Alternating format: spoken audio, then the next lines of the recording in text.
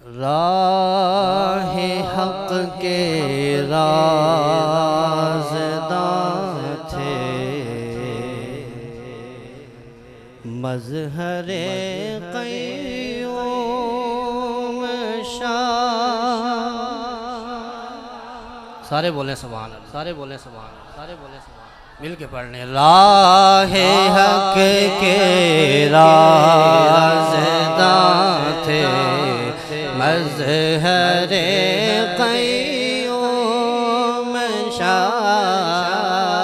राह हक के मज़हरे, राह हक के राज़दार थे, मज़हरे क़य्यूम शाह। मारिफ़त की कहकशां थे, मज़हरे क़य्यूम शाह। मारिफ़त की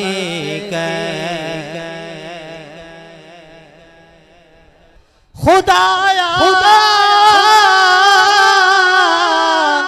नूर बरसे उनकी तुरबत पे बिलाना जिना में दाखिला हो, खुल्द में हो उनकी मेहमानी। जिना में नूर बरसे, खुल्द में हो उनकी मेहमानी। हमें सिर्फ नहीं भूला अभी तक सदमाए औला। समझने वाले समझे, समझने वाले समझे, समझने वाले समझे। हमें सिर्फ नहीं भूला अभी तक सदमाए औला। विसाले हज़रते अक़दस से है लर्ज़ीदा पेशानी। विसाले हज़रते अक़दस से है। मेरी दुआ है अल्लाह ताला हमें अपने इन बुज़ुर्गों के फ़यज़ व बरक़ात से फैज़याब फरमाए और इनके मिशन को आगे बढ़ाने की तौफ़ीक़ रफ़ीक नसीब फरमाए। बिहम्दि ताला हमारे क़ायद मोहतरम हुज़ूर क़िबला कंज़ुल उलमा मुफ्ती डॉक्टर मोहम्मद अशरफ आसिफ जिलाली दामत बरकातुहुल क़ुद्सिया की ज़ात का ये तुर्रे इम्तियाज़ है कि आप अपने मुहसिनीन को कभी भी नहीं भूलते। हर मकाम पर आप अपने मुहसिनीन को याद रखते हैं। प्रोग्राम बड़ा हो या कि छोटा, आप इनकी बरगाह में ज़रूर हाज़िरी लगवाते हैं। जिस तरह के उस्ताद गिरामी शेखुल फ़िक़्ह मौलाना मोहम्मद करीम बख्श जलाली साहब नव्वरल्लाहु मरक़दहू, आपका जब विसाल मुबारक हुआ तो उस्ताद गिरामी ज़िद शरफ़ू ने हुक्मन ये फरमाया कि उनके जनाजा में आप शिरकत फरमाएं और अहबाब ने उसमें शिरकत भी फरमाई और क़िबला उस्ताद गिरामी में वहाँ पहुँचे, तदफीन तक वहाँ ही रहे और फिर कुल के ख़त्म में भी आप शरीक हुए। हालांकि जब हम जनाजे के लिए हाजिर हुए तो उस्ताद गिरामी से अर्ज़ किया तो आप फरमाने लगे कि मैं कुल्लों के ख़त्म में शिरकत नहीं करूँगा क्योंकि वहाँ सब्ज़दगान के लिए मसला बन जाएगा, मगर फिर आपने शिरकत फरमाई।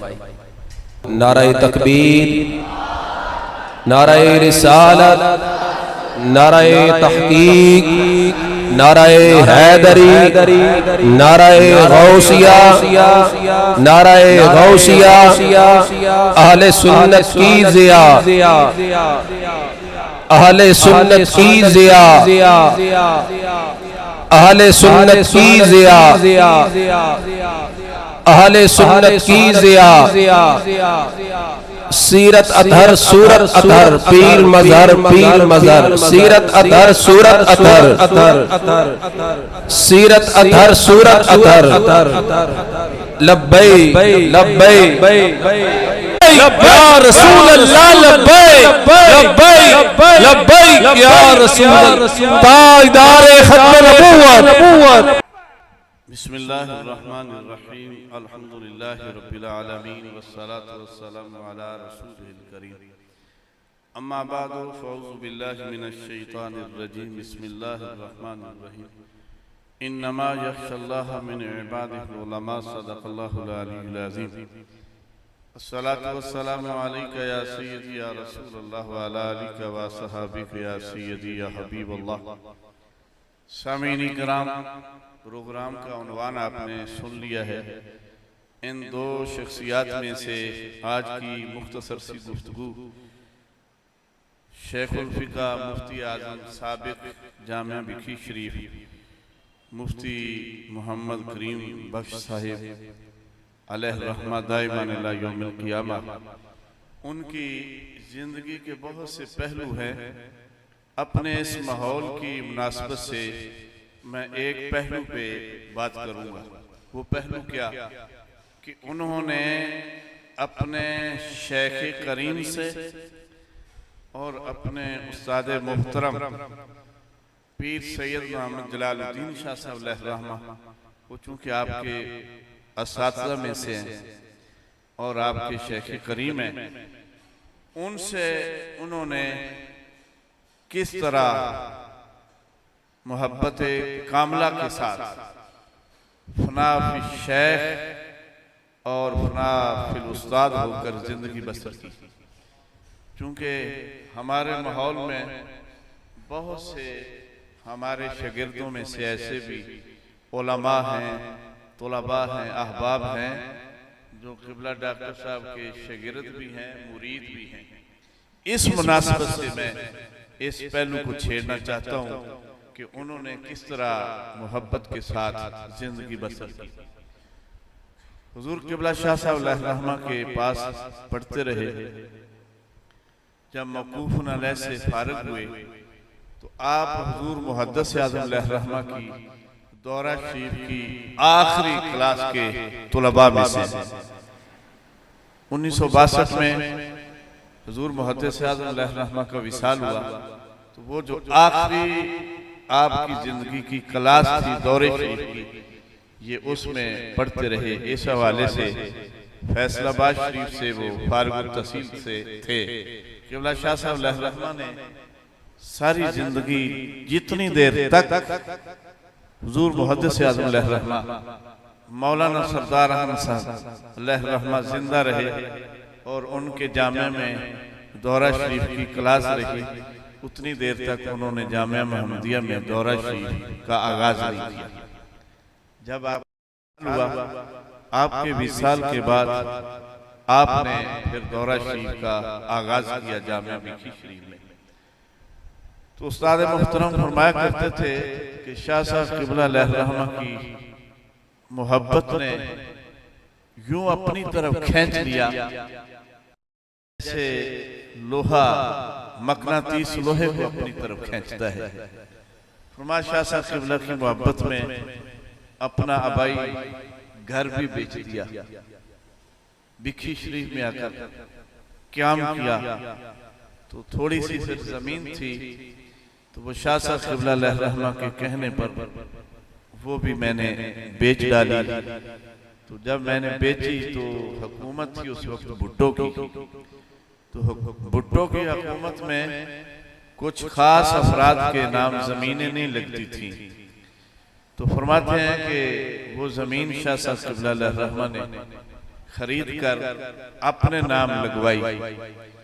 तो फिर जब वो निज़ाम हुकूमत बदला तो फिर वो मेरे नाम लगवाई। उस जमीन से आपकी गंदम और मूंजी चावल की फसल मैं खुद आपकी खिदमत में लाता रहा हूँ उठाकर, वो भी मैंने देखी।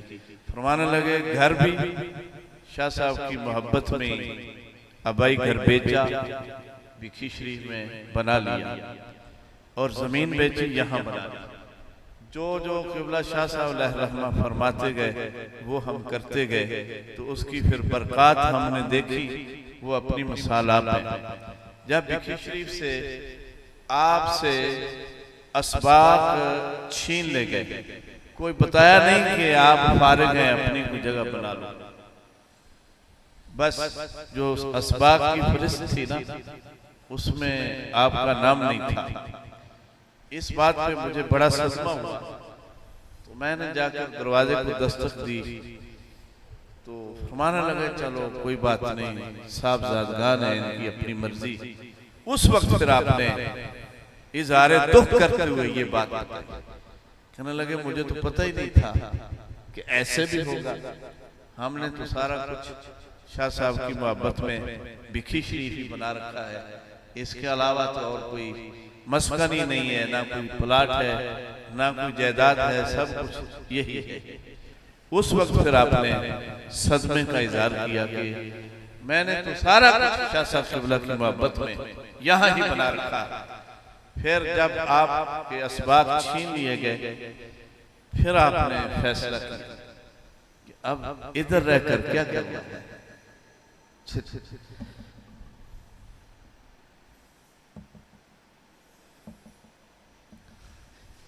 जिन के लिए आए थे, जब वो नहीं रहे और साहबजादगान ने इस तरह का सलूक किया, अब इधर रहकर क्या किया। फिर आप कुछ अरसा मंडी एक बेरों वालों का मदरसा है, उस मस्जिद का क्या नाम है, जामे चिश्तिया, वहां कुछ अरसा पढ़ाते रहे। फिर उसके बाद आखिरी वक्त तक जितनी देर तक पढ़ाने की सख्त रही है, वो जेलम देवर शरीफ हाजी पीर सैयद अब्दुल वाहिद साहब की जामिया में पढ़ाते रहे, उनसे बहुत मोहब्बत करते थे। फिर घर भी आपने बेचा, मंडी बना लिया। तो जब आपने जमीन बेची ना, फिर आपने अपनी जाती गिरा से 10 मरले जमीन खरीदी, उसमें मस्जिद बनाई। यानी जाती गिरा से ये बड़े बड़े जिम्मेदार इतना काम नहीं कर सकते जिस तरह उन्होंने मोहब्बत से ये मस्जिद बनाई। मस्जिद से उन्हें बहुत ज्यादा प्यार था और नमाज बाजमात के बड़े पाबंद थे। वैसे भी जो काम उन्होंने किया, पूरी जिंदगी दिलजमी के साथ, इस्तिकामत के साथ और वक्त की पाबंदी के साथ। हम जा रहे थे मोटरवे जनाजे के लिए, तो मैंने क़िबला डॉक्टर साहब को टेलीफोन किया, तो मैंने कहा आपका तो हो सकता है इंतजार हो जाए, तो हमारा तो इंतजार भी नहीं होगा, मुश्किल ही है कि जनाजे के साथ शरीक हो जाए। तो फरमाने लगे उस्ताद जी ने सारी जिंदगी किसी का इंतजार नहीं किया, सारी जिंदगी किसी का इंतजार नहीं किया। जामिया मोहम्मदिया की मस्जिद में आप इमाम थे, तो कभी किसी ना साहबजादे का, ना कभी किसी पीर का, ना मुरीद का। जब वक्त हो गया तो उन्होंने जमात खड़ी करवा दी। तो फरमाने लगे सारी जिंदगी उन्होंने किसी का इंतजार नहीं किया, अब भी नहीं करेंगे, ऐसा ही हुआ। तो जो उनकी बुढ़ापे की हालत में कैफियत होती थी, जब भी कभी मुलाकात होती तो क़िबला डॉक्टर साहब के लिए बड़ी दुआएं फरमाते।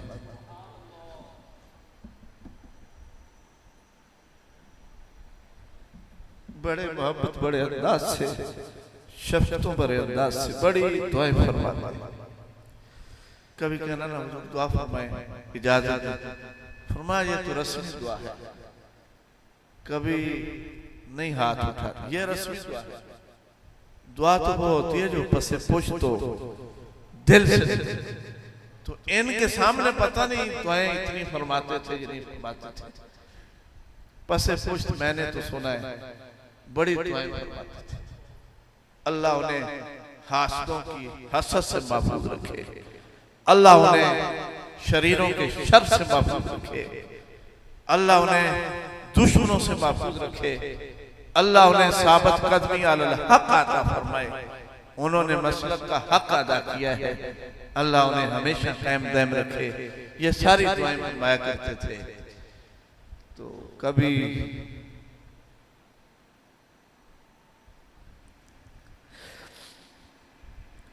सारी दीन का काम किया, खिदमत की, दीन की। जितनी देर तक सख्त रही है, मुसल्ले खुद पड़े हैं, मुसल्ले पे खड़े होकर नमाज तरावी में। हाफिज भी बड़े पक्के थे, तहज्जुद गुजार भी थे।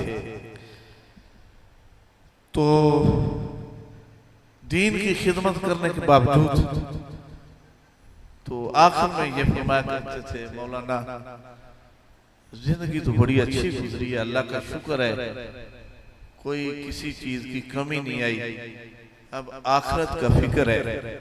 दुआ करते रहा करो कि अल्लाह ईमान की मौत अता फरमाए। अक्सर ये फरमाया करते थे, अल्लाह ईमान की मौत अता फरमाए।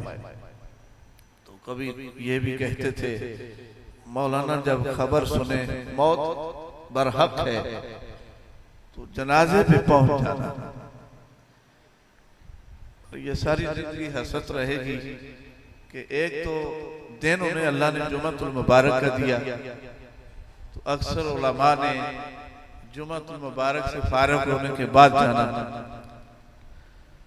तो ये सारी जिंदगी हसरत रहेगी कि नियत साले के साथ सफर किया, वक्त निकाला, मगर जनाजे में शरीक ना हो सके। फिर आपने उस मस्जिद में एक जगह मखसूस रखी अपने मिज़ार के लिए। फकीह आज़म थे, उन्होंने मस्जिद में नहीं मिज़ार बनाया, वो जगह मुख्तस थी कब्र के लिए, उसमें फिर आपकी कब्र बन गई। अल्लाह तबारक व तआला उनकी उस मोहब्बत को, जिस मोहब्बत के साथ उन्होंने किबला शाह साहब रहमा के साथ जिंदगी बसर की है, उसकी बरकत से अल्लाह उनकी खिदमत दीनिया को कबूल फरमाए, उनके हसनात को कबूल फरमाए, अल्लाह उनके मरातिब को बुलंद बाला फरमाए। तो फरमाया करते थे कि मैं अपने तमाम शागिर्दों के लिए तहज्जुद के वक्त में, यह एक इत्तफाकी सूरत है कि सारे असातिज़ा मेरे हमराज थे, मेरे से वो दिल की बातें किया करते थे, उन्हीं में से ये भी थे। तो फरमाया करते थे, मैं अपने तहज्जुद से जब फारिग होता हूँ तो अपने सारे शागिर्दों के लिए दुआए खैर बरकत करता हूँ, दुआए खैर बरकत करता हूँ। अल्लाह इन्हें हम जेद खैर अता फरमाए, इनकी खुशहाली की दुआ करता हूँ। मैंने कहा हुजूर इसमें हिकमत क्या है? कहने फरमाने लगे, खुशहाल होंगे तो मिलते रहेंगे,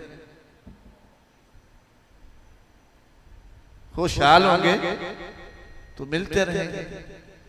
अगर बंदे ने आना जाना हो तो किराए का फिक्र हो, फिर कौन किसी को मिलता है।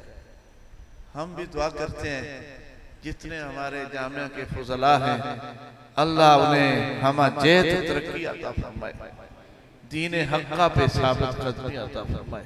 वमा अलैहि